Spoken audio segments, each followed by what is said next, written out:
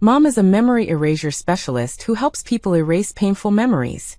But Dad's first love, who always opposed him, is a memory weaver. Because of a fight with Dad, she took away patients Mom had cured, weaving memories of amplified pain for them. The patients broke down and passed away. Mom's medical skills were questioned and resisted as a result. Dad vowed to go abroad, catch his first love, and make her apologize and confess her crimes. But he went abroad for 7 years and never came back. Mom lost her job and was at her wit's end. She returned to her parents' home and accepted a marriage alliance. 7 years later, Dad finally came back with his first love, saying he wanted to apologize to Mom. He came to my school and asked why Mom wasn't home. Holding my half-brother's hand, I looked at him inexplicably and said, "Ma, moved into our new dad's house a long time ago." The weather turned colder, and the north wind howled at the school gate. I looked at the old dad I hadn't seen in 7 years. He was wearing a dark gray coat and gold-rimmed glasses. He was tall and still as handsome as before.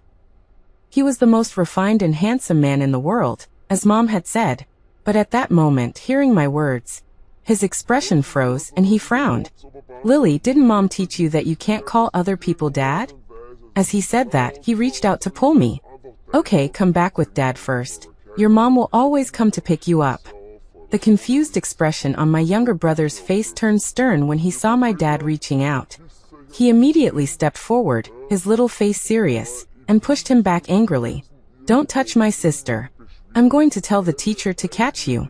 My dad was caught off guard and pushed back a little. Only then did he notice the little boy standing beside me, a head shorter than me. His frown deepened. "Whose child is this? So rude." I patted my brother's head, reassuring him that it was okay. Then I pulled him behind me and calmly looked at my dad, saying, "This is my brother, Mom, and my new dad's child." Dad seemed unable to listen anymore, and impatiently interrupted me. "You're lying through your teeth now. I should have come back sooner. Your mom is too soft-hearted, she really can't manage children." It was one thing to criticize me, but after abandoning Mom for 7 years, he could still say bad things about her. I coldly hardened my face in annoyance, and didn't want to pay him any more attention. A teacher noticed that something was wrong, and came over to ask about my dad's identity. I simply replied, "I don't know him." The teacher's face immediately darkened, and security guards nearby all came over. They surrounded Dad with great vigilance, until Nanny Martha came and took us away. Dad was no longer able to get close to me. He was so angry that the veins on his forehead were bulging. Staring at my departing figure, he said furiously, "Lily, stop making trouble. Your mom has been waiting for Dad for 7 years, and Dad has finally been able to come back. Do you want to break your mom's heart?" The wind shook the branches of the trees, and yellow leaves rustled to the ground. I turned back from a distance. Clenching my fist, I replied with the last sentence. "Mom isn't waiting for you anymore." Dad obviously didn't believe it. His voice contained an unquestionable certainty. "You're still young, you don't understand. Your mom couldn't live without me before. 7 years ago, she lost her job again, penniless and nowhere to go. What else could she do but wait for me?" So he knew. He knew that 7 years ago, Mom and I were left penniless and with nowhere to go. At that time, I was also suffering from a severe congenital illness. If it wasn't for not wanting me to suffer, Mom might not have. I pulled back my thoughts. I ignored him and left. When I got home, Mom was sitting in front of the French windows, looking through patient medical records. Daddy Arthur rolled up his shirt sleeves and was frying fish in the kitchen. On the living room TV, a familiar face appeared. The reporter's voice came out. "Professor David, the youngest orthopedic professor at Jiang City Hospital, returned to the country this afternoon. This is his official return to domestic hospitals after studying abroad for 7 years." Mom's hand, turning the medical records, seemed to pause for a moment. Nanny Martha's expression changed drastically. She hurried over and frantically turned off the TV. She said in a panicked voice, "This channel didn't use to broadcast these things." Mom gently put down the medical records and said slowly, "It's okay, Martha. You don't have to deliberately turn it off in the future." She got up and walked over. Helping me take off my backpack, she patted my brother's head again. From the kitchen, Daddy Arthur's voice came. Wash your hands and get ready to eat. Mom took my brothers and my hands and went to the kitchen to wash them. When we were almost at the kitchen door, I couldn't suppress my inner unease and said, Mom, I went to kindergarten today to pick up my brother. At the school gate, Dad came to find me. Mom's expression froze. I explained, the one from before. That Dad. Daddy Arthur happened to be carrying dishes out. He probably heard what I said. The knuckles of his hand, holding the fish, momentarily turned white, and a strange look flashed in his eyes. But he quickly returned to normal and carried the dishes to the dining room. At the dining table, he ladled a bowl of fish soup for Mom. He said gently, "It was a little salty last time. This time I put less salt, try it." Mom tasted it and said politely and distantly, "It's good." Daddy Arthur cleared his throat. After a long pause, he said in a slightly unnatural, deep voice, "If David bothers you, if you need my help." "No need." Mom put down her soup bowl without emphasis. Calmly and decisively she interrupted him. Mom didn't like Daddy Arthur interfering in our affairs. When they married 5 years ago, Daddy Arthur was very unwilling and set 3 rules for her before the wedding. He said that marital property would not be shared. Only talk about the interests of the 2 families, not feelings. He also said that he didn't like children's noise and wouldn't allow me into his study. Even now, half of his study had long since become a reading corner for me and my brother. Mom was always gentle, but she also always had a good memory. At that time, she had no choice. Only embarrassment remained on Daddy Arthur's face. The meal was eaten in silence. After dinner, Daddy Arthur went out to work overtime at the company. Nanny Martha also left. Not long after they left, the doorbell rang. Mom got up and went over, asking as she opened the door, "Did you forget something?" The door opened, but she was instantly silenced. Wind poured in from outside, silently blowing her coat hem. Her hand on the doorknob remained still for a long time. After a good while, she said coldly, her voice slightly hoarse, What are you doing here?" Dad stood outside the door, bringing with him Aunt Monica, who had killed Mom's patient 7 years ago. When I walked over, I saw his eyes, slightly red, meeting Mom's gaze. "Sarah, long time no see." Mom was momentarily dazed. 7 years was too long. So long that Mom and I seemed to have long since believed that he would never come back. Our lives had also long since returned to normal. But he had come back. But Mom was only momentarily distracted. Soon her face only showed coldness. She went straight to close the door. Dad hastily reached out, blocking the doorway, and grabbed Mom's wrist. His voice carried a hint of urgency. "Sarah, I brought Monica to apologize to you. I promised you 7 years ago." Mom violently sobbed off his hand. Aunt Monica looked unwilling. She pouted and angrily pushed Dad, saying, "It's settled, right? An apology in exchange for you letting me stay with you for another month. I've run out of money, and I have nowhere to live in China." Dad seemed not to have expected her to say it directly. His expression was momentarily flustered. He quickly lowered his voice, quite annoyed, and said, "All right, I know." Only then did Aunt Monica contentedly raise her chin, looking at Mom disdainfully, saying, "Sorry, okay? I killed your mental patient."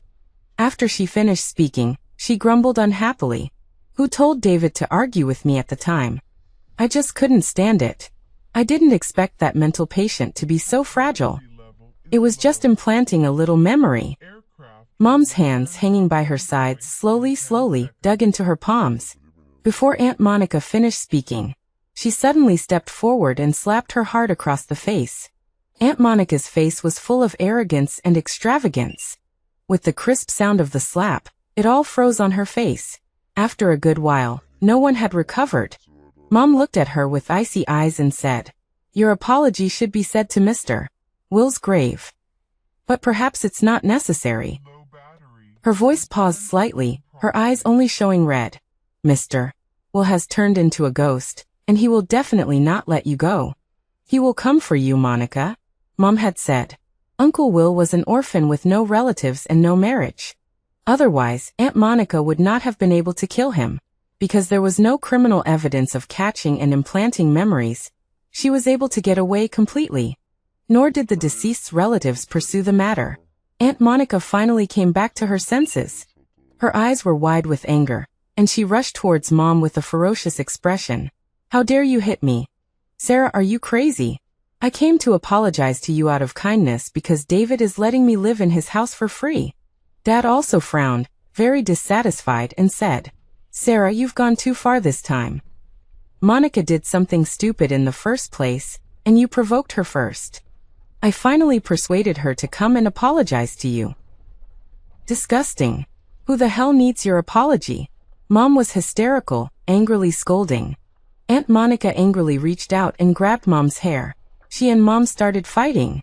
I was furious and pounced over, standing on tiptoe and biting Aunt Monica's arm hard. She suddenly felt pain and let go of Mom's hair. My brother also rushed out, holding his toy shovel and the feather duster Daddy Arthur used to teach him a lesson. Like a valiant warrior, he fiercely hurled the object at Aunt Monica and Dad. His small body trembled with fear, but he still raised his head and angrily shouted, "Don't bully Mom. Don't bully Sis." Dad furrowed his brow and lowered his head, finally seeing his younger brother holding a feather duster in both hands. He was now in his early 30s and had already become a medical professor. His memory had always been extraordinary. He quickly recognized his brother, and his face turned extremely grim. This child. Why is he still here? Then he suddenly remembered something. He looked at Mom, then stared intently at his brother. "What did you call her? What did you just call Sarah?" His brother's eyes widened. "This is my mom and my sister. Bad people. My sister has already called the police. You wait for the police to come and arrest you." A darkness, rage, and disbelief gradually welled up in Dad's eyes. "Impossible. Sarah, we're not even divorced yet. You can't be with someone else." He stopped abruptly, remembering something. 7 years ago, he had secretly signed a divorce agreement to appease Aunt Monica, who was throwing a tantrum. But he had hidden that agreement in his study and hadn't told Mom. Panic and terror gradually rose in Dad's eyes. "Sarah, you.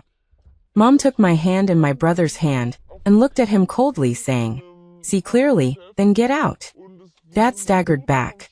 His face gradually turned pale, and he shook his head in denial, deceiving himself.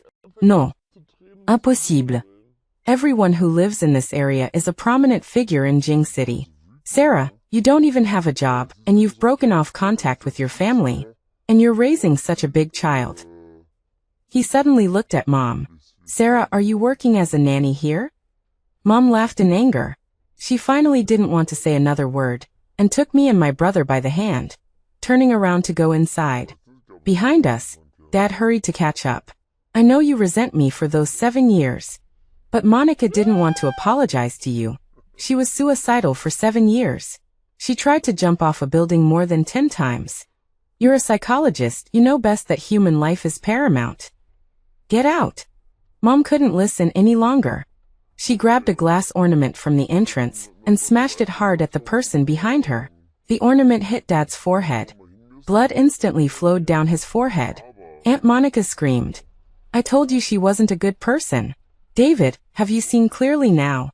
You've been gone for 7 years, and she has such a big son with another man. I've been suicidal for 7 years. That's because I was thinking of you as a brother. So you could see this scheming woman for what she is." Dad suddenly lost control and roared at Aunt Monica. "Shut up. She doesn't have a son with someone else." Aunt Monica instantly lost her temper. "Am I the one who cheated on you? Why are you yelling at me? You really don't know what's good for you." After she finished speaking, she turned and walked away in a huff. The north wind blew even harder, breaking tree branches. Dad looked at Aunt Monica's departing figure, pain and difficulty surfacing in his eyes. He hesitated for a long time, but still said helplessly, "Monica is just willful. She never grew up. I have to go see her." "Sarah, stop lying. Move back sooner. I've already cleaned up the house. I'll find a job for you. Lily needs her father too." Mom pulled me and my brother inside. With a bang, the door was closed. Through the French windows, I saw in the dim light of the front yard. Dad stood there for a long time. He struggled again and again, but finally turned and hurriedly left to chase after Aunt Monica. In those 7 years, I actually missed him occasionally. He had left too suddenly. Before that, he had treated me well. But seeing him again now, I realized I no longer had any father-daughter feelings for him, only disgust. I turned my head and saw Mom taking a wet wipe to wipe the wrist that Dad had grabbed. I knew that she no longer loved Dad either. After 7 years, all that remained for us was hatred. At night, Mom and I lay in bed. In the bedside table, there was still a bank card. It was Uncle Will's, who had deposited it with Mom 7 years ago. At that time, his condition had improved a lot. He told Mom that when he got even better, he wanted to go to the South to start a small business. He said he didn't want to be trapped in the past anymore. He wanted to live like a normal person. That was also, in my memory, a time when Mom was exceptionally happy. She had pulled a dying, desperate person out of the abyss. But, Mom probably thought I was asleep. She hugged me and whispered, trembling slightly, I originally wanted to chase him abroad and die together with Monica, just to avenge him. My patients are like children that Mom has carefully nurtured. She reached out, her fingertips gently brushing my hair across my forehead. But Lily is still small. Mom can't bear to. Mom still wants to watch Lily grow up well. Mom is really selfish. I leaned into her embrace and whispered, it's not Mom's fault. Mom's body stiffened suddenly, and she lowered her eyes to look at me, who had already woken up. I looked up, meeting her painful and guilty gaze. I raised my hand and wiped away the tears at the corners of Mom's eyes. Lily also hopes that Mom can live well. Uncle Will must have hoped so too. Uncle Will knew it wasn't Mom's fault, and he never blamed her. That's why the only will he left behind before his death was for Mom. He left a will, leaving all his meager assets to Mom. He said, I'm sorry I failed Dr. Sarah and your excellent medical skills. Mom hugged me tightly. I heard her very quiet and desperately suppressed sobs. In the dimness, in the silent swaying of the tree shadows on the French windows, I remembered Mom's past, the past in my memories. Mom said that in her life, she had been cautious in almost every step. The Millers were rich and powerful, but their eyes were only on Uncle Robert, who was 3 years older than Mom. They gave all the best resources to Uncle Robert. Academics, companies, connections, shares. When it came to Mom, Grandpa only had one sentence. Take care of that face and marry into a family that's most beneficial to Miller Corp in the future. Mom didn't want to. She struggled and fought for many years, ignored and despised by all the Millers. She tried her best to study at the best university she could get into, refusing the art academy her grandpa had arranged for her. After graduation, she had a big fight with her family, refusing the job her grandpa had arranged, the so-called job that future mothers-in-law and husbands would like the most. She went to a psychological clinic and became a memory eraser, helping patients erase painful memories. When she finally carefully won a good life and future for herself, the Millers finally realized that she was really starting to become uncontrollable. The Millers couldn't accept losing this marriage tool they had painstakingly raised. They started to pressure Mom, forcing the psychological clinic to fire her, and making it impossible for her to find a job elsewhere. Dad appeared when she was at her most broken and desperate. He was Mom's senior in college. When Mom was at her most difficult, when other wealthy young men avoided her, he was the only one who helped her. He used his limited savings to help Mom rent a house. When Mom couldn't find a job, he said he would invest in Mom to open a psychological clinic. He said, Sarah, no one is anyone's tool. Whether it's marriage or career, it should be in your own hands. Mom opened a psychological clinic. Dad was with her through the hardest and most difficult times. The person who offers help in a time of need is always too unforgettable. Mom gradually grew fond of him. After Dad confessed to her with a flushed face under the influence of alcohol, she made the first impulsive decision of her life. She got a marriage certificate with Dad in a flash marriage, and then told the Millers the result. Grandpa and Grandma were furious. They couldn't accept either her career or her marriage. Mom refused to back down, and after arguing, she broke off contact with her family. She had a simple wedding with Dad and gave birth to me, until one day when I was 2 years old, Dad suddenly said to Mom, Sarah, your hair has become a lot drier after childbirth. Why not cut it short and take care of it? Mom was a psychologist, best at observing people's expressions. She felt something was wrong and secretly followed Dad. Then she discovered Aunt Monica, who had short hair and was boisterously arguing with Dad. When Dad came home at night, Mom asked about Aunt Monica. Dad was stunned for a moment but said casually, "She was half my first love. I didn't know anything back in middle school, just messing around. She just returned to the country recently. She's just a man, childish and reckless. Sarah, if you see her in the future, don't pay attention to her." Mom sat on the sofa with me in her arms and didn't speak for a long time. After that, they argued and had Cold War several times because of Aunt Monica. Aunt Monica said she would come to apologize, but instead, she pulled Dad into the kitchen and sneered. "Is it necessary? If I liked a ugly duckling like you, would it be her turn?" Dad sighed helplessly. Later, Aunt Monica called Dad late at night, saying she was drunk and wanted Dad to take her home. Mom followed her and saw Aunt Monica get up from a group of friends at a drinking party and leaned over to kiss Dad on the face. Mom's suppressed anger and resentment completely collapsed in an instant. She rushed over and slapped Dad hard across the face.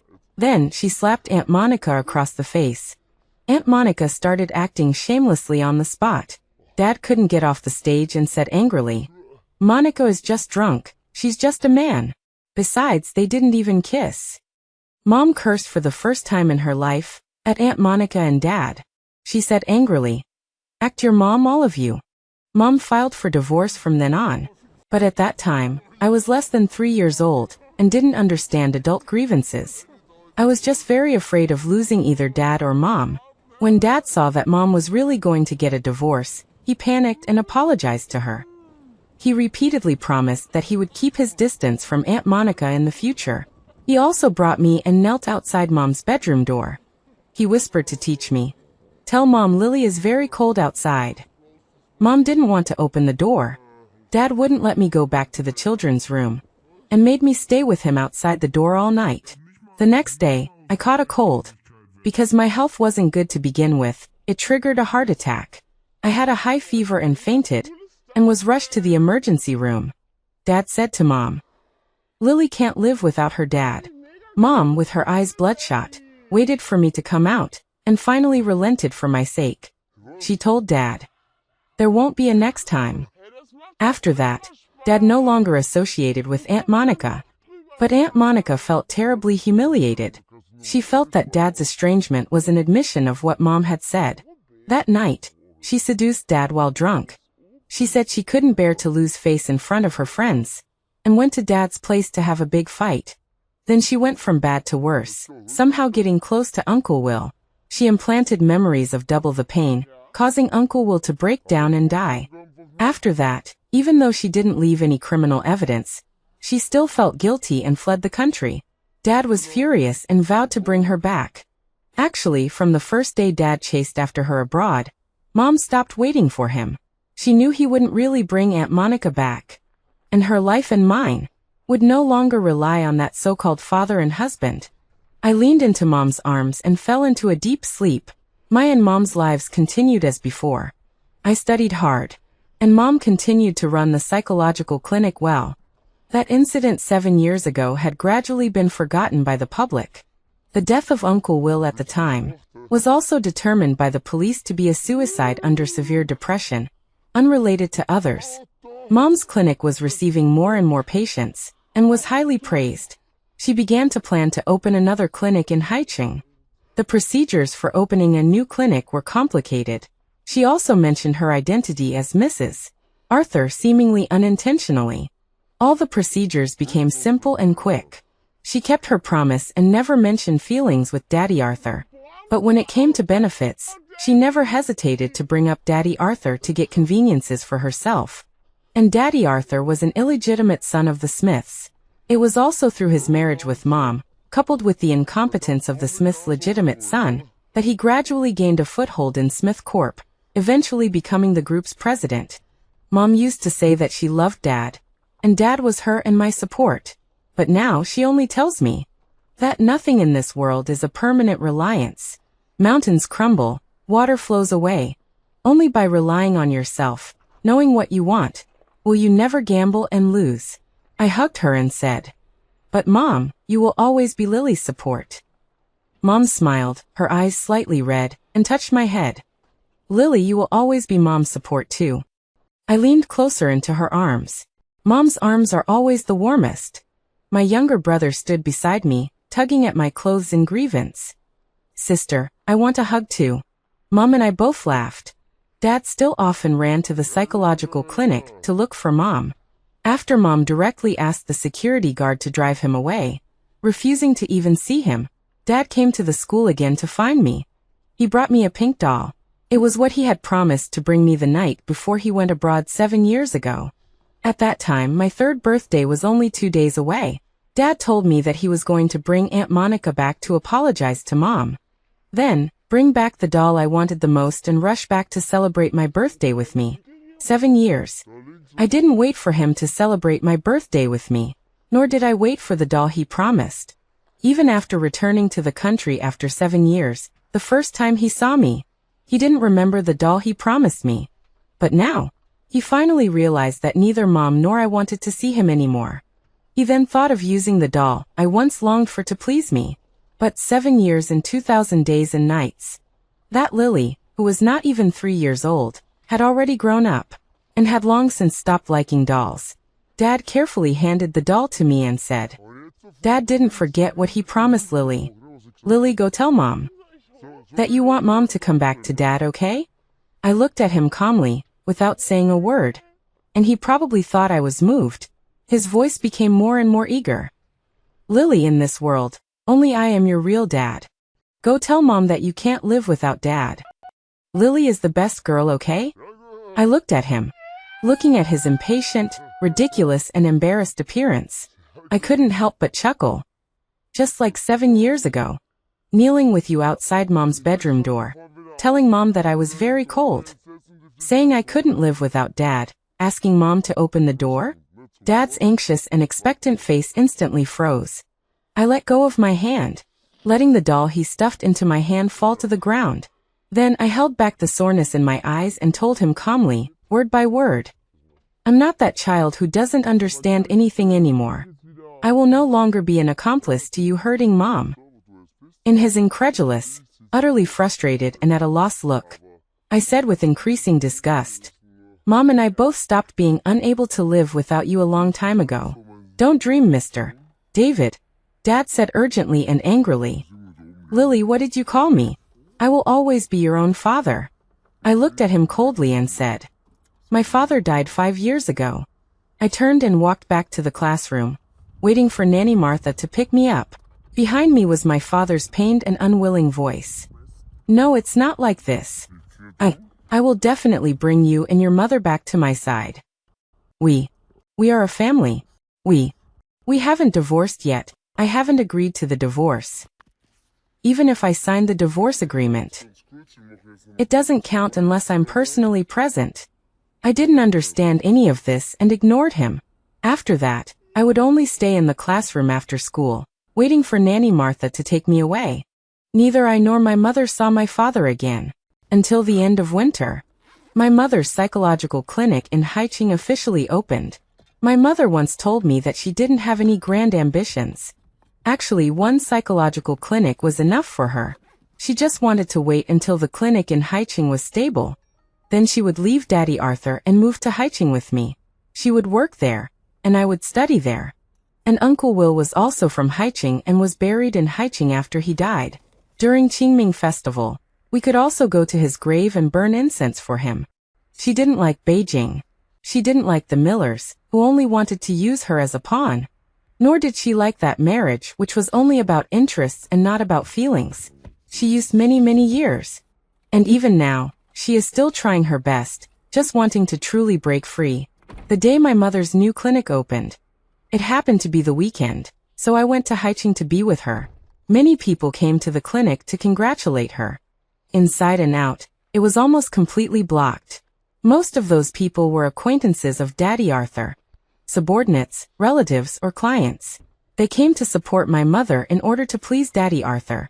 My mother greeted them politely. In front of people, she didn't refuse Daddy Arthur's arm around her. Daddy Arthur, who used to hate these occasions, now seemed to be more and more comfortable in them. Only at times like this could he be most justified in being close to my mother. He put his arm around my mother and accepted the toasts from everyone. And he patiently listened to people praising. Mr. Arthur and Mrs. Arthur are still so loving and well-matched, it's the envy of everyone. Daddy Arthur's back seemed to be straighter, just as the scene was in full swing. A cold and abrupt voice rang out from outside the door. When did my wife become Mrs. Arthur? The noisy crowd quickly fell silent. Countless questioning gazes turned towards the door. I turned my head and saw my father standing outside the door. His face was firm and resolute, as if he had made some kind of determination. Aunt Monica was following behind him, her face full of anger and exasperation. Are you crazy, David? Why are you still looking for her, such a slutty woman? I'm ashamed for you. My father's face was pale. He had only been back in the country for a few months, but he seemed to have become much more haggard. His expression was stubborn, and he stared intently at my mother, who was being held by Daddy Arthur. No matter what, Sarah and Lily are my legal wife and daughter. Today, I must take them back. A murmur of voices gradually rose from the crowd. What's going on? Isn't that Professor David, the orthopedic surgeon who just returned to the country? Sarah and Lily are President Arthur's wife and daughter. How did they become his? Don't you know? Lily is Sarah's daughter with her ex-husband. The ex-husband is Professor David? That can't be. Even so, didn't they divorce? Could it be that they haven't divorced yet? The whispers gradually grew louder due to the shock. The group of people who had been flattering and pleasing my mother just a moment ago. Now the way they looked at my mother turned into undisguised ridicule and jokes. Outsiders said that if Smith Corp hadn't had an accident, and Daddy Arthur was just an illegitimate child, given the Millers' position in the business world at that time, my mother would not have been able to marry into the Smiths. But now Daddy Arthur had become the group president. He was no longer the unpromising illegitimate child. In the murmurs, someone very lightly gloated. Bigamy is illegal. Daddy Arthur's face turned dark and ugly. He reached out to call security to chase my father and Aunt Monica away. My father sneered. Sarah has always been my legal wife. Mr. Arthur, no matter how great your ability is, it's not right to snatch someone's wife and daughter and then drive people away, is it? Daddy Arthur couldn't bear it any longer, took off his coat, rolled up his sleeves, and was about to punch him. My mother reached out and calmly grabbed his arm and said, "No need, I can handle it myself." Countless strange and questioning gazes turned towards my mother. This scene felt so familiar to me. 7 years ago, when my mother's career was finally starting to look bright, my father brought Aunt Monica and gave her a fatal blow. At that time, she was also facing countless condemning and mocking gazes. And now, 7 years later, when my mother was finally gradually embarking on the path she longed for, my father once again brought Aunt Monica to push her into deep water. At this moment, I looked at the man outside the door. I could no longer find any trace of the man I used to call Dad on his face. His so-called wanting to win back me and my mother was nothing more than a desperate coercion. Mom walked calmly to Dad. Her voice was icy. "Since you're here, let's get everything clear today." In Dad's eyes, there was a fleeting moment of panic and guilt, but he quickly regained his firmness and said, "Sarah, I don't know how you managed to get the divorce papers done back then. But I'm sure you know, even if I signed the divorce agreement, as long as I wasn't present to process the divorce, then the procedures you went through are illegal. These years with you and Arthur are called illegal cohabitation." Like a stone thrown into a calm lake, gasps of shock rippled through the crowd, like a drop of water falling into hot oil. Even Daddy Arthur's expression changed at that moment. When Mom married him, he naturally assumed she was divorced. But he probably didn't investigate the specifics. Mom looked up, silently watching Dad, her eyes calm and still. 7 years ago, the night Uncle Will suddenly committed suicide, Mom's emotions collapsed. And Dad suggested he go abroad to find Aunt Monica. The look in her eyes when she looked at Dad then seemed to be like this. Her eyes were like a stagnant pool, with no ripples at all. She simply had no expectations or feelings for Dad anymore. But Dad seemed to think at this moment that Mom's attitude was an admission of what he said. He sighed softly, revealing a magnanimous and tolerant look. But Sarah, I don't intend to make things difficult for you. What's past is past. I can choose not to pursue your and Mr. Arthur's legal responsibilities. As for your little son, although he's spoiled and rude, if you insist on it, I can accept him for your sake. He was already making arrangements, as if it was natural, for what would happen after he and Mom got back together. Halfway through his speech, he looked at Aunt Monica, who was extremely displeased. Then suddenly remembering something, he said, "But Monica hasn't found a place to live since returning to the country. I know you don't like her, she'll move out after staying for a while." So he had been back in the country for months, and Aunt Monica was still living with him. And he could still so confidently force Mom to go back with him. Aunt Monica's face darkened as she said unhappily, "David, what do you mean? Who wants to live with her? She's annoying to look at. Let her live somewhere else." Dad frowned, interrupting her. "If you don't want to, then move out. Sarah is my wife. If I don't live with her, who am I going to live with?" Aunt Monica raised her chin. "Why can't you live with me? What kind of relationship do we have? Weren't there plenty of times we shared a blanket during those 7 years?" Dad's face flushed red and white for a moment, full of anger. You shut up. I only slept on the floor in your place. When did we ever sleep in the same bed?" Mom watched them indifferently, arguing back and forth. Until they finally stopped, she spoke in a faint voice. "David, our marital relationship was dissolved long ago." Dad sighed again helplessly. "Sarah, I told you it's illegal. Even if the divorce agreement was indeed signed by me." Daddy Arthur couldn't stand it anymore and stepped forward, saying, "Sarah, let me handle this for you. Even if what he said is true, I will find the best lawyer." Mom looked at Dad, at his triumphant and aggressive face. She chuckled lightly. "Who told you that I used the divorce agreement signed by you to get a divorce?" Dad froze for a moment, and Daddy Arthur also froze. Mom's eyes were filled with coldness, and she continued, word by word. "5 years ago, I applied to the court to declare you dead. In fact, I told him once before. When he came to school to find me, I told him. My dad died 5 years ago. But at that time, he thought I was just being childish and saying angry words. 7 years ago, after Dad ignored everything and chased Aunt Monica abroad, Mom, with me seriously ill, also suddenly lost her job. She was unable to pay for living expenses, unable to pay for my tuition and medical bills. She asked the Millers for help for the first time. But the Millers said they would only help Mom if she agreed to a marriage alliance. Mom suffered from severe insomnia and mental breakdown. When she couldn't hold on any longer, she took the divorce agreement that Dad had signed and went to the Civil Affairs Bureau and the court. Before accepting the marriage alliance, she had to get a divorce first. But everyone told her, if Dad wasn't present, the divorce procedures couldn't be completed. The Millers watched Mom struggling desperately in the abyss of despair with me, and were unwilling to offer any help. Mom went to the court to make a scene, went to the Civil Affairs Bureau to make a scene. She accused Dad of cheating, but the person in charge said they needed valid evidence. No matter how much she broke down and made a scene, she couldn't dissolve her marital relationship with Dad. Until 5 years ago, Dad had been abroad without a trace for 2 years. Mom lived with me in an old and dilapidated place, gradually becoming desperate. The court was so annoyed by Mom's constant noise. A judge finally gave Mom a subtle suggestion, saying that after a relative or spouse cannot be contacted for 2 years, you can apply for a declaration of absence or death. Once the declaration is established, the marital relationship can be dissolved. That was when Mom and I were desperate, and about to fall completely into the deep sea, and finally grabbed a life-saving straw. Mom finally got divorced, and then with a dirty face and a disheveled appearance, returned to the Millers. This time, she was begging for a marriage alliance.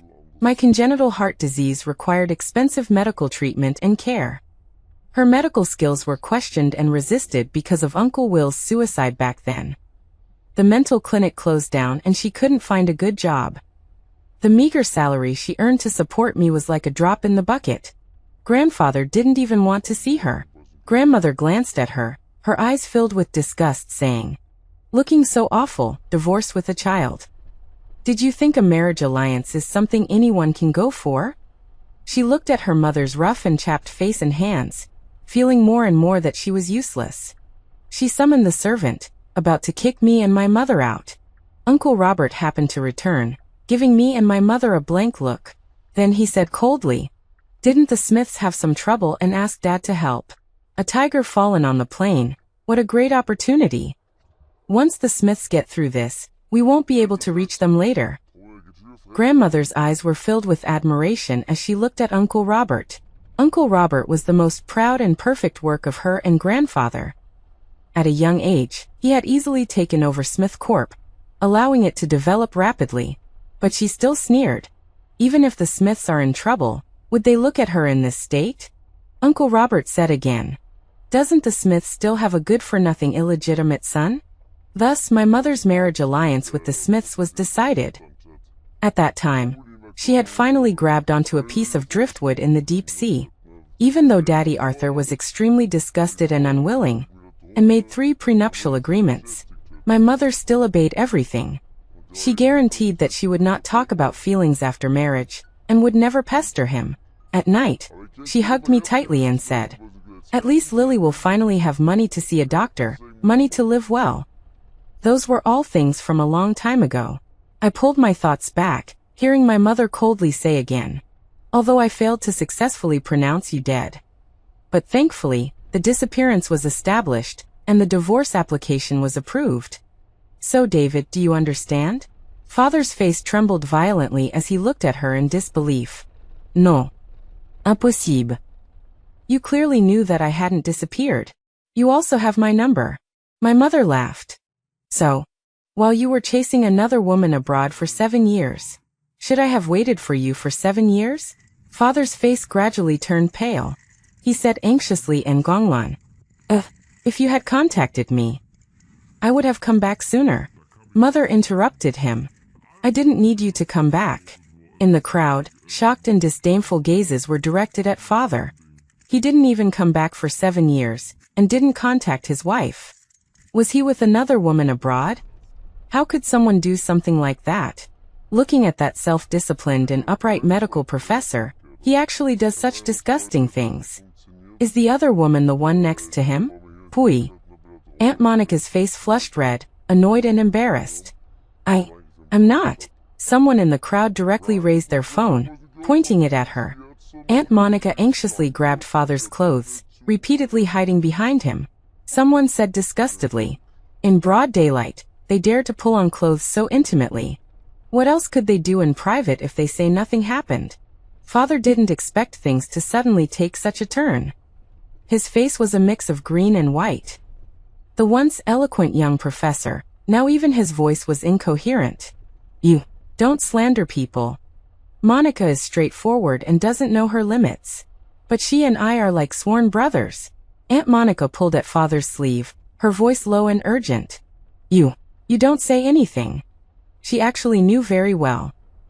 Her clumsy acting and disguise, pretending to be generous, but in fact pestering father relentlessly. Only father would believe that she was really so innocent. Someone in the crowd couldn't help but laugh. Sworn brothers who left their wife and children to spend 7 years abroad together. "I've opened my eyes, Professor David. Why don't you go tell jokes?" Laughter erupted. Someone immediately uploaded the video they took to the internet, titled "The New Definition of Sworn Brothers." Father's face was now only iron blue. He squeezed into the crowd to stop them. "You are spreading rumors, infringing on portrait rights. It's illegal." Aunt Monica couldn't take it anymore. She covered her face and cried, turning to run out. But someone stepped forward and anxiously stopped her. "Don't go yet. There are still people who haven't taken pictures. How can sworn brothers cry?" The crowd fell into chaos. Laughter and sarcastic voices arose. In the chaos, my mother walked to my side. She gently took my hand and said, "I had a swing specially made in the backyard for you and your brother to play on. Want to go see it?" I nodded and followed her to the backyard. Behind us was father's desperate and helpless voice. "Sarah, don't go. You listen to me." But the crowd blocked him. Then Daddy Arthur's security guards came and controlled him. My mother and I ignored it and walked to the backyard. The noise and commotion from the front hall finally dissipated around us. Mother took me to see the swing and pointed out the fenced-in garden plot to me. All Lily's favorite flowers will be planted here. The flowers will bloom when the weather warms up next year. Lily will definitely like them. At most a year, Mom should be able to manage the clinic here well. Bring Lily and move here. I subconsciously asked, what about Daddy Arthur and little brother? A gust of wind rose in the deep winter courtyard, causing the swing to sway silently. Mom tightened the scarf around my neck a little. After a long silence, she said softly, Mr. Arthur won't be coming. As for your brother, if he's willing to follow Mom, we'll bring him here. I felt sad. Even though I knew that Mom had been waiting for this day for many years, I still couldn't help but say, in a trembling and urgent voice, little brother is still young. He doesn't understand anything. He shouldn't know how to make a choice yet. He was only 4 years old. Mom and I were by his side when he was born. He never understood the stiffness and awkwardness in Daddy Arthur and Mom's relationship. In his mind, Dad and Mom were just Dad and Mom, and I was just his sister, like parts of his body, never meant to be separated. That kind of choice for him was too cruel. Mom pinched my scarf with her fingertips and lowered her head. I saw her red eyes and the slight trembling between her fingers. In that moment, I suddenly really wanted to say, actually, Daddy Arthur doesn't seem that bad either. But I heard a sudden voice not far away. The contract is a bit urgent, so I brought it over for you to sign. I turned my head and saw Daddy Arthur standing not far away, and the secretary Linda, walking towards him with the contract. Daddy Arthur silently looked in our direction. He must have heard what Mom and I said just now. I saw his calm eyes, the corners of his eyes seeming to be slightly red. He didn't know what he was thinking, or maybe he was just distracted. A few confetti pieces from the confetti cannon were stuck on his shoulder. Secretary Linda seemed to remind him softly, and then reached out to brush them off. Daddy Arthur lowered his eyes to look at the person in front of him, without dodging. Mom then softly said to me, Mr. Arthur probably has someone he likes. That's Secretary Linda? But I felt that Mom and him were the most well-matched. I lowered my eyes sadly, and followed Mom out of the backyard. In the evening, Daddy Arthur drove us home. Mom casually asked him, Isn't the driver here today? Daddy Arthur said unhappily, I prefer to drive myself. Mom looked at him strangely. She opened the back door, wanting to sit in the back with me and little brother. Daddy Arthur angrily opened the passenger door for her and said, Isn't there room in the front? The more Mom looked at him, the stranger he seemed. On the way back, little brother and I watched cartoons in the back seat. Daddy Arthur had a stern face, and kept glancing at Mom from time to time, seemingly afraid that she wouldn't notice. Mom then asked again, Is everything okay at the company? I saw Linda coming to find you from so far away. Daddy Arthur gave a very heavy, cold laugh. So you saw it, you're so generous. He was referring to the secretary Linda, helping him brush the confetti off his shoulder. Mom was silent for a long time. She turned her head to look out the window, and after a while, responded softly, Between us, there's no such thing as generosity. Only talk about interests, not feelings. Was the first rule that Daddy Arthur discussed with Mom before they got married. The car fell into a long silence. Only little brother, completely unaware, pulled on me and exclaimed, Sister, look, the monster is defeated again. Daddy Arthur glared at him in the rearview mirror and confiscated his phone. Little brother cried all the way home. At night, Mom was in the bedroom helping me with my homework. Daddy Arthur suddenly hugged his quilt and coldly pushed the door open, saying, I'm sleeping here tonight. I've asked the nanny to help Lily with her homework. He seemed to have been angry all day, although Mom didn't seem to pay much attention. I stood up with my homework, confused. I hurried out, not wanting to witness the disputes between adults. As I left, I heard Daddy Arthur say in a very dissatisfied voice, Sarah, fulfilling necessary marital obligations is also part of the agreement. I went to the study. Nanny Martha left after helping me finish my homework. When I went out to return to my bedroom, I happened to see Daddy Arthur carrying his quilt out. I vaguely heard his angry voice. I don't have the hobby of sleeping with a dead person. Responding to him was the bang of the bedroom door closing. In a fit of anger, Daddy Arthur slept on the floor outside Mom's bedroom. When I went downstairs to get a glass of water late at night, he was still lying outside the door, rolling around in his quilt. Clearly his resentment hadn't dissipated. He was holding his phone, looking at the news, mocking Daddy and Aunt Monica, and constantly clicking on the payment interface, buying popularity for the news. I couldn't help but ask him, "Dad, isn't it cold on the floor?" Daddy Arthur raised his voice towards the door. "It's not cold, I'm in good health." The bedroom door finally opened. Mom looked down at him expressionlessly and said, "Kumain, you're not sleeping? The child has school tomorrow." Daddy Arthur immediately got up and took his blanket inside, his face reluctant. "I'm not sleeping on the sofa is too hard." The weekend ended, and I went to school as usual. The news about Dad and Aunt Monica was spreading more and more intensely. Dad, following the hospital's advice, issued a statement. He said that his years abroad were just normal medical studies, and he had hardly any contact with Aunt Monica.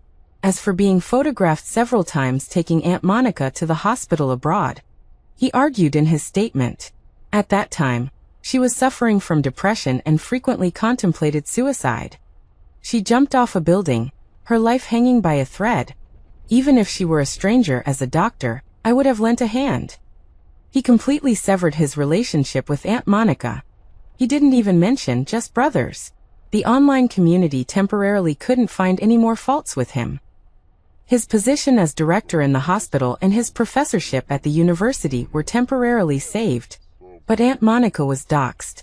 Her 7-year physical examination and psychological evaluation reports were also leaked. The reports showed that everything was normal, and there were no problems.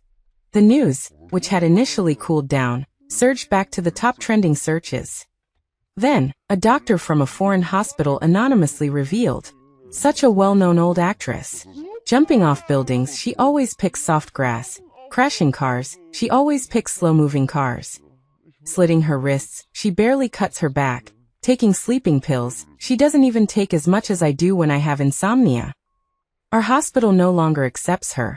We told her to go back to China and harm her own people. Isn't that why she made that sucker of a man take her back to China?" Beneath the comment was a picture of Aunt Monica jumping off a building. She was being carried away on a stretcher from a thick patch of grass. She acted as if she had depression for 7 years, acting like a brother to Dad. It turned out that even the doctors abroad who treated her knew. The only one who could be deceived was probably Dad. I suddenly wondered, when Dad sees the truth that even strangers can easily find out, when he sees the true face of the so-called innocent, frank, and uninhibited Aunt Monica, what kind of expression will he have? But Mom doesn't care anymore, so I don't have much interest in exploring it either. Aunt Monica opened a psychological clinic in China, claiming it could cure various psychological illnesses through a new type of treatment that implants beautiful memories. Because of the online public opinion storm, the clinic quickly became deserted and faced closure. But I think Uncle Will lost his life. My mother was saddled with a crime and struggled for so many years. And although Aunt Monica is now hated by everyone and her clinic can't continue, it's still far from enough for her to atone for her sins. But for Aunt Monica, who has always been smooth sailing and always able to calculate success, this is already a huge and unbearable grievance. During the final exams, I still got the top grade in the year. Mom took me and my brother to the mall to celebrate. After we finished eating, we just happened to run into them. Aunt Monica, her hair disheveled like a shrew, was tightly grabbing Dad, angrily arguing about something. She no longer had that frank and unrestrained look from before. Clutching Dad's sleeve tightly, her eyes bloodshot, she said, "You think you can hide from me for the rest of your life? David, you've ruined me. You've made me lose face. Are you satisfied? Are you and Sarah satisfied?" Dad no longer had the helpless, tolerant look he used to have when facing her. He pushed her away with extreme disgust, his voice full of resentment. "How dare you come looking for me? You faked your illness for 7 years, and all your suicidal attempts were fake. Monica, you." His eyes, full of extreme hatred, also contained deep regret and pain. He continued, almost gnashing his teeth, word by word. So disgusting. How could I, for someone as scheming and despicable as you, have abandoned Sarah and Lily for a full 7 years? His eyes gradually turned red. His shoulders trembled, and he raised his hand to cover his face. Aunt Monica suddenly took a step back. She stared at him and laughed miserably. You say I'm disgusting. You actually say I'm disgusting. David, what are you pretending for? You chased me abroad for 7 years. You're a medical professor. Could you really not see at all whether I was faking it or not? Dad suddenly let go of his hand and desperately refuted, trying to deceive himself. If I could have seen through your true colors sooner, I wouldn't have believed your countless suicide attempts. I would have returned home long ago to find Sarah and Lily. Aunt Monica's eyes were bloodshot, and she laughed hysterically. Do you believe that yourself? You were just going along with it, pretending to be stupid, enjoying me and Sarah fighting over you. You enjoyed me scheming and desperately clinging to you abroad. And you believed that your wife and daughters would always be unable to leave you, standing in place and waiting for you. Waiting for the day you got tired of me trying to kill myself for you. Then you could return home, and everything would be the same. Dad's face turned red and white, and he interrupted her words in a rage. Shut up. You're talking nonsense. If I hadn't been kept in the dark by you. The number of onlookers in the mall gradually increased.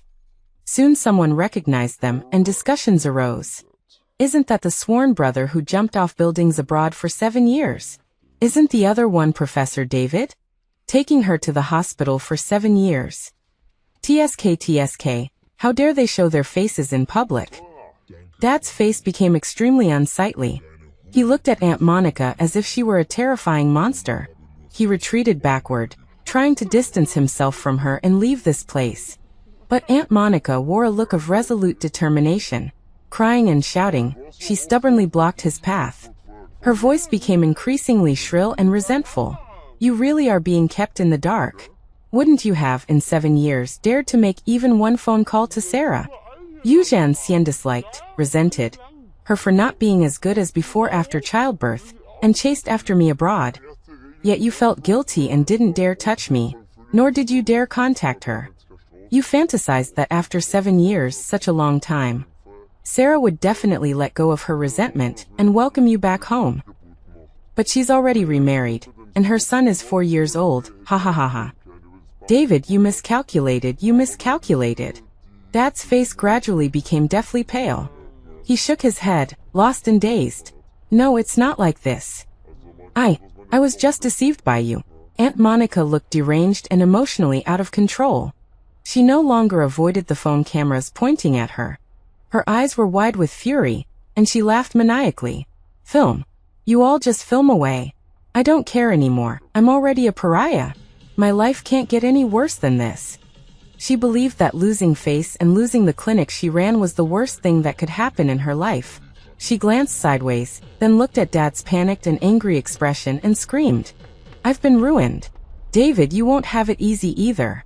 I'm going to let everyone know that you weren't deceived by me at all during those 7 years. You just Sien disliked, resented your wife after she gave birth and had an affair in your mind. I'm disgusting, but how much better are you? Dad was infuriated beyond endurance and slapped Aunt Monica hard across the face. You shut up. The sound of camera shutters clicked rapidly, capturing the scene of him hitting her. The scene was pure chaos. As Mom and I left, I heard Dad's hollow, desperate voice. How could I ever have thought you were better than Sarah? I'm really crazy, I'm crazy. After that scene at the mall, Dad's reputation was completely ruined. Even without ironclad proof of his infidelity, public opinion was enough to crush him. Banners accusing him were hung at the hospital's main entrance. He was quickly temporarily suspended from the hospital, and his professor title was revoked by the university. The young Professor David, who used to be promoted by the university and hospital and displayed in the most prominent places, had now become a scandal that the university and hospital avoided, unwilling to mention him at all. Meanwhile, Mom's newly opened clinic in Haicheng had a growing number of patients, and its reputation was steadily improving. She began to look for a suitable house in Haicheng, preparing to transfer me and my younger brother to schools there. If my younger brother was willing to go with me and Mom. One night, I couldn't help but ask her, if we all leave, what will Daddy Arthur do? He'll be sad. Mom hugged me, not speaking for a long time. She looked out at the dark night outside the window. Around her neck was the necklace that Daddy Arthur had given her for her birthday earlier in the year. She didn't used to like wearing jewelry. She had been married to Daddy Arthur for 5 years. And it seemed that she didn't feel nothing for Daddy Arthur, contrary to what she said. After a while, Mom said softly to me, he married me because at that time, he had no choice but to in order to enter Smith Corp. It's different now. The difficulties between me and him are over. Lily, he will marry someone he likes, have children he loves more. She stopped halfway and gently touched my head. You're still young. Why am I talking to you about these things? But I'm not young anymore. I'm 10 years old, and I understand what Mom is saying. And I don't think that what Daddy Arthur hopes for now is to marry another aunt. That night he threw a tantrum and slept on the floor outside Mom's bedroom. I saw it. His face showed dissatisfaction, but his eyes were red. The next day he fired that secretary Linda. But I knew that Mom had already decided to leave. She also felt that Daddy Arthur would be very happy about this. I lowered my eyes and didn't say anything after all. By autumn, Mom had almost finished preparing to take me to Haicheng. She had bought a small house. She already had a stable client base at the clinic there. She had also printed out the divorce agreement, saying she'd find the right time to talk to Daddy Arthur. When she and I went out, we still occasionally saw Dad. He had left the hospital and lost his prestigious job. He had become much thinner, and his face was haggard. I suddenly remembered what Mom had said many years ago. That Dad was the most loving, most refined, and most handsome man in the world to us. He had long betrayed what Mom had called the most loving. And now, it seemed that even refined and handsome was gone. He stood across the street, lost and dejected, and saw Mom and me from afar. He was so surprised and eager to run over to us. But the street was filled with heavy traffic. Cars quickly blocked his view, and the sound of horns blared. Mom and I got into a car on the side of the street and left without hesitation. In the last glance I saw through the car window, he had fallen onto the street, whether he had been hit by a car or had simply lost his footing. He was so disheveled and miserable, with no trace of his former self. I averted my gaze, lowered my eyes, and silently looked at my fingertips. After that, Mom and I rarely saw him. We occasionally heard that he had been hospitalized, whether due to illness or depression. On the day of the Little New Year, a traditional Chinese festival, a major incident involving Aunt Monica was exposed. A female patient whom her previous clinic had treated sued her for receiving huge sums of money and illegally implanting severely false memories in the patient. That female patient was once abducted by a middle-aged man. In a state of confusion, she was taken to Aunt Monica's clinic. The man gave Aunt Monica a large sum of money. He wanted her to implant memories in the woman, saying that he was her loving husband, until the woman's family discovered something was wrong and went there with the police. The woman, after being treated by a psychologist, remembered being abducted by the man and having memories implanted by Aunt Monica. At that time, she had been living with the man as husband and wife for over half a year. The woman completely broke down, losing control and attempting suicide, nearly losing her life. The family was extremely emotional. They said that even if it meant losing everything, they would make sure Aunt Monica and that man died. The psychologist no longer healed and saved people, but became an accomplice to criminals. The entire internet was shocked and angered. The police quickly investigated. They found that Aunt Monica's psychological clinic, which helped people implant memories for treatment, was completely illegal. She had not obtained a formal business license. Her previous patients and clients were all contacted privately. She had already been attacked by public opinion for over half a year, and her mental state was on the verge of collapse. After this incident, she was arrested by the police and sent to prison. Perhaps in a state of mental distraction, she began to frequently remember killing Uncle Will in the past. Or perhaps she was mentally disturbed, making a scene and saying that a female prison guard looked a lot like Uncle Will. No one paid attention to her, and the female prison guard still appeared in front of her frequently. In prison, She became increasingly insane and desperate. In the depths of winter, when Mom started preparing to leave with me, Grandpa suddenly called her. The nearly 60-year-old man, on the other end of the phone, his voice was panicked for the first time. Your brother has suddenly disappeared. He left a huge mess at the company. He suddenly said he was gone and disappeared. No one can contact him. Ask him.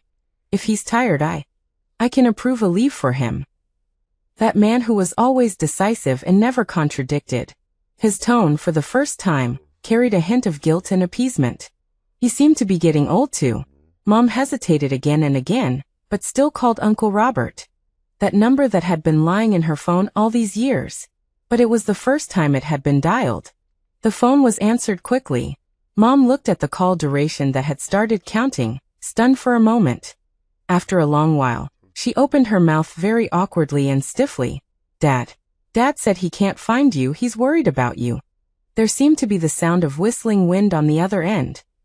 After a moment, a lost and deep male voice came through. Sarah, do you want to come and see Grandma?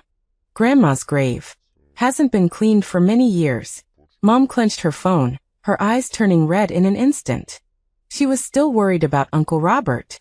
She bought the earliest plane tickets and took me and my brother. Then transferred to a bus and went to the mountains.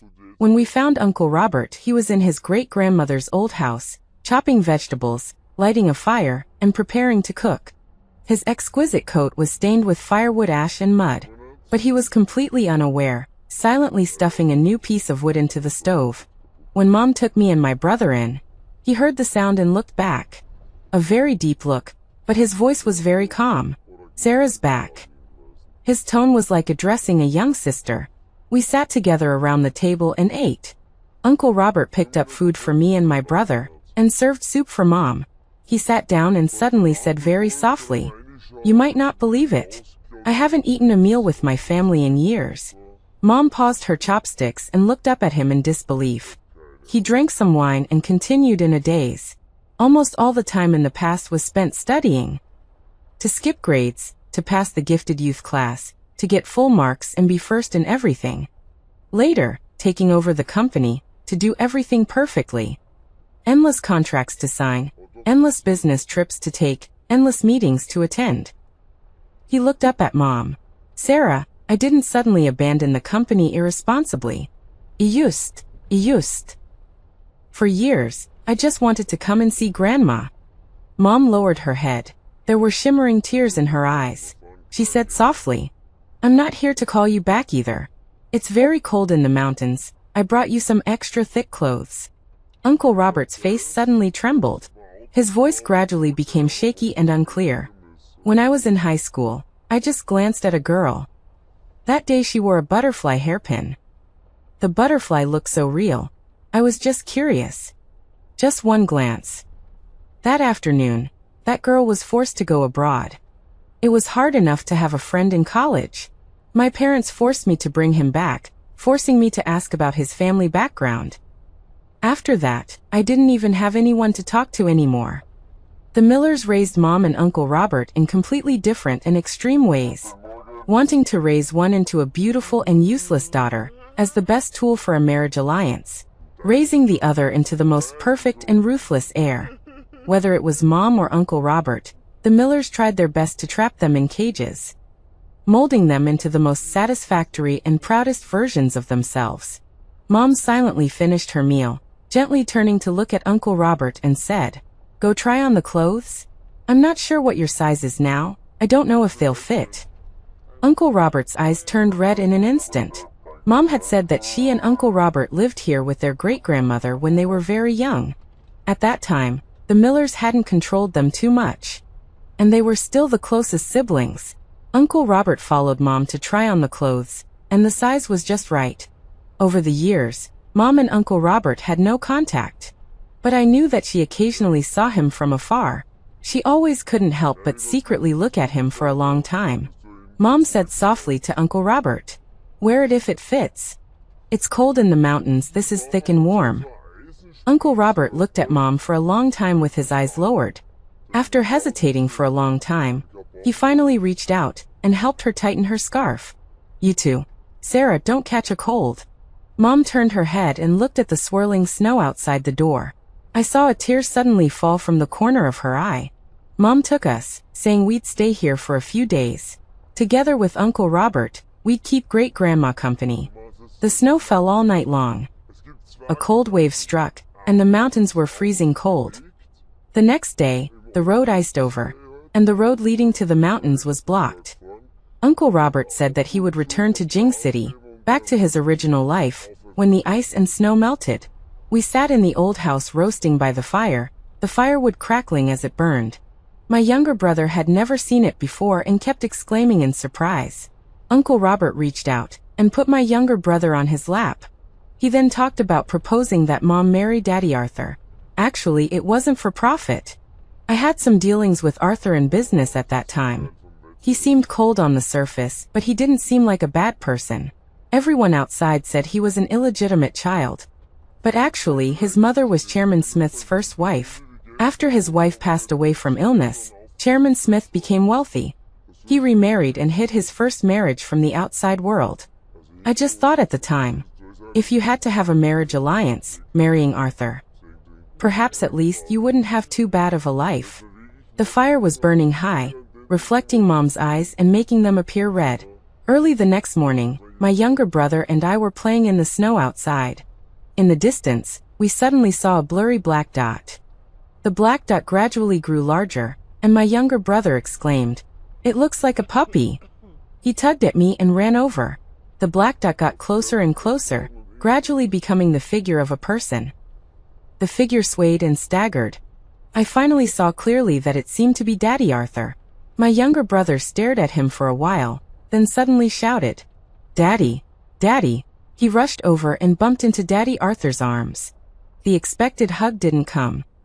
Daddy Arthur fell to the ground with a thud from the impact, and passed out. Mom and Uncle Robert were both startled. Uncle Robert went to great lengths to send him to the town hospital for emergency treatment. It wasn't until the next morning that Daddy Arthur finally woke up. Mom was both angry and anxious, her eyes red, and she said angrily, "The roads are closed because of the snow. Why did you come all the way here?" Daddy Arthur had an four in his hand, and looked pale and pitiful. He was scolded by Mom. He lowered his eyes and dared not look at her again, but his voice was still full of dissatisfaction. "I saw the divorce agreement you put in the cabinet. Sarah, I won't agree." Mom stared at him coldly without saying a word. Daddy Arthur looked like he was ready to die rather than give in. "I'll transfer all the shares in my hand to you, and all the assets will be in your name. I had the lawyer void those prenuptial agreements a long time ago. Anyway, I just won't agree to a divorce." He raised his head again and looked at Mom awkwardly. "I'll correct my mistakes. Tell me what to change and I'll change it." Mom stared at him for a long time, finally sighing. "How long did you walk in the mountains?" Daddy Arthur's face immediately became even more pitiful. The bus arrived in town late at night. There were no cars going into the mountains after that. Mom looked at him in disbelief. "You mean you walked all night?" Daddy Arthur nodded. "I went to the mountains with you 2 years ago, and thought I remembered the way. But the road conditions in the mountains are too complicated, and I still took several wrong turns. By the second half of the night, my phone was dead. But I thought, you seem like you really want a divorce and might not come back. So no matter what, I had to find you." Mom glared at him with red eyes, but couldn't say a word for a long time. Daddy Arthur cautiously reached out and took her wrist, saying, "I'm sorry, I resented my dad at that time, and I also resented the marriage alliance he arranged for me. I said a lot of very bad things to you. Sarah, I regret it." Mom was silent for a long time, and finally said in a slightly hoarse voice, "All right, lie back down. Hospital gowns are thin. Don't you know it's cold?" Uncle Robert and I looked at each other silently and smiled. Outside the hospital room door, my younger brother was still obliviously playing with his monster. Outside the window at the end of the corridor, the morning sun shone in. Uncle Robert said to me gently, "The snow has stopped, and the sunny day has finally arrived. Lily, don't you think?" I nodded. "Yes, the sunny day has arrived." After Daddy got discharged from the hospital, we went back to Jing City together. On New Year's Eve, Uncle Robert, for the first time in a long time, didn't look at contracts and joined us for New Year's Eve dinner at a restaurant. After dinner, I saw Daddy again outside the restaurant. He was already sitting in a wheelchair.